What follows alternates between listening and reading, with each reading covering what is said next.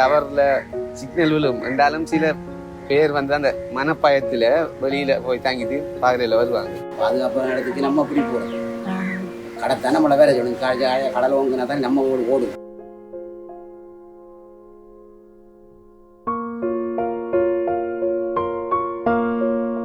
11ஆம் மாதம் 12ஆம் மாதம் தை மாதம் அதில் வானம் உயிர்கள் மறைஞ்ச துவங்கிட்டா கடல் மட்டம் உயர் எந்த சிறிய போட்டுகள் தொழிலுக்கு போகலாது, சிறிய படம் கொண்டும் போகலாது. இனி இப்படி தான் இங்கோ வாழைச்சனை அங்கே போய் தான் போவோம்.